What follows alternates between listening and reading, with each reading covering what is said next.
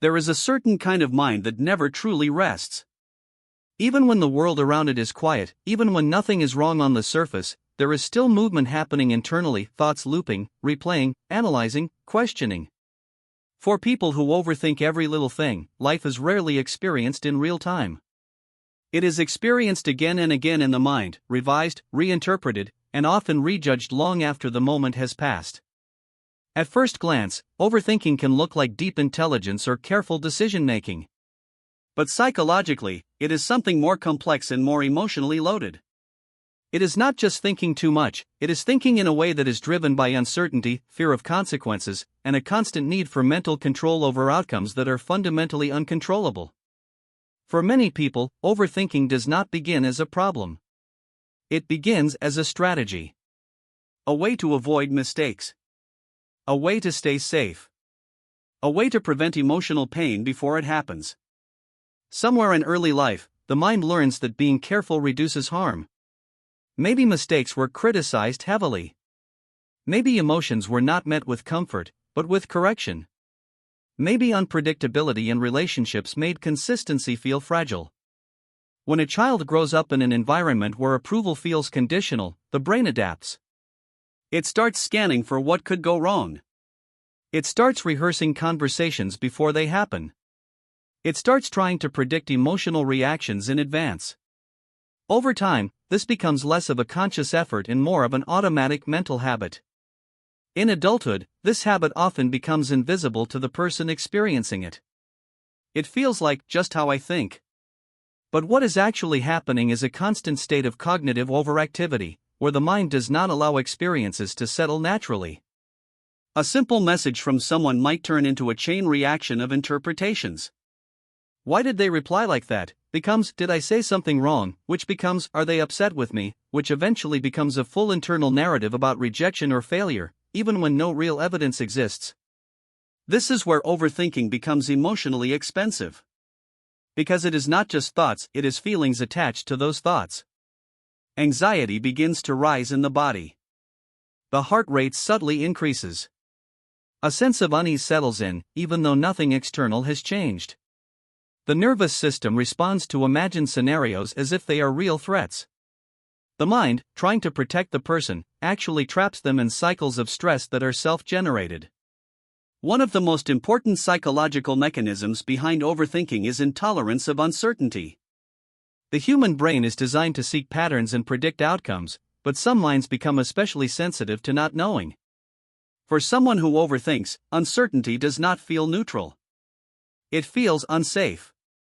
So the mind tries to close every gap. Every unanswered question becomes a problem to solve. Every ambiguous interaction becomes a puzzle that must have a hidden meaning. But life, by nature, is full of ambiguity. So the mind never really gets the closure it is searching for. This creates a loop. The more a person tries to think their way into certainty, the more uncertain they feel.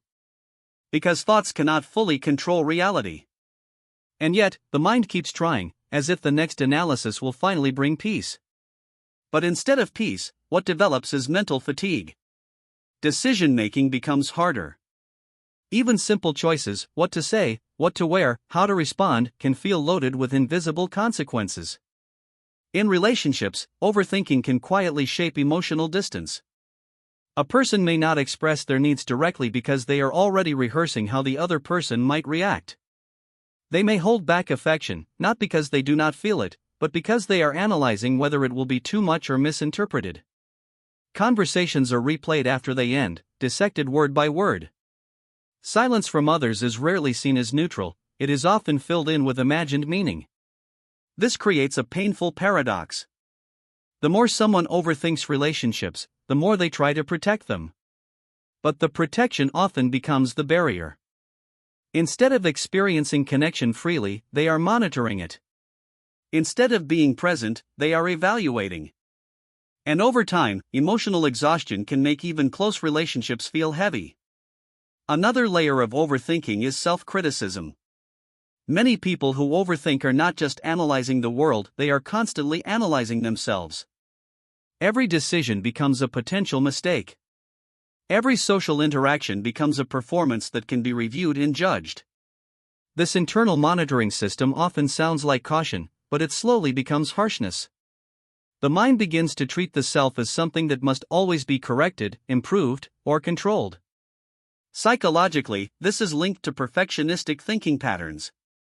Not necessarily perfectionism in the visible sense of achievement, but internal perfectionism in emotional and social behavior. The belief that if one thinks enough, prepares enough, anticipates enough, nothing will go wrong. But life does not cooperate with that level of control. And so, instead of reducing anxiety, perfectionistic thinking increases it. What makes overthinking especially difficult is that it can feel productive. Thoughts feel like action. Analyzing feels like solving. But in reality, many of these thought cycles are not leading to resolution. They are circling the same emotional core: fear of making the wrong choice, fear of being misunderstood, fear of regret, fear of rejection, fear of not being enough. The content of the thoughts may change, but the emotional root remains the same. Over time, this can affect mental well-being in subtle but significant ways. Sleep becomes harder because the mind becomes most active at night when external distractions are gone. Rest does not feel restful because the brain continues processing unresolved thoughts. Even moments of calm can feel uneasy because the absence of thinking feels unfamiliar, almost like something is missing. But beneath all of this, overthinking is not a flaw in character. It is a learned survival pattern. A mind that is trying too hard to prevent pain because, at some point, pain felt unpredictable or overwhelming. It is the mind's attempt to create safety through analysis. And while it becomes overwhelming, it also comes from a place of sensitivity, awareness, and care. People who overthink are often deeply attuned to nuance, emotion, and possibility. Their minds are active not because they are broken, but because they are trying to protect something important. The challenge is that the same system that once helped cope with uncertainty eventually starts creating it. The mind becomes so focused on preventing mistakes that it loses contact with ease. Life becomes something to manage rather than experience. But patterns that are learned can also be softened. The goal is not to silence the mind completely; that is neither realistic nor necessary. The goal is to change the relationship with thoughts. To begin recognizing when thinking is helpful and when it has shifted into looping. To notice when the mind is asking questions that do not actually need immediate answers. To slowly allow some uncertainty to exist without trying to resolve it instantly. There is also something important in learning to return to the present moment, not as a forced technique, but as a gentle redirection. Overthinking lives in the future, in the past, in what might happen and what already happened. The present moment, even if imperfect, is often much quieter than the mind suggests. And perhaps one of the most healing realizations for people who overthink is that not every thought requires engagement.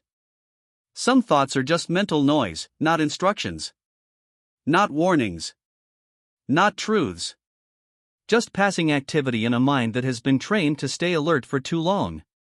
With time, awareness creates space. And in that space, something new becomes possible: the experience of not needing to solve everything mentally before allowing yourself to live it.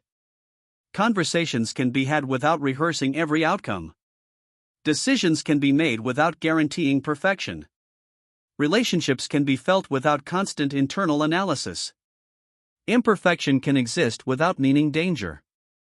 Healing this pattern is not about becoming someone who never overthinks again.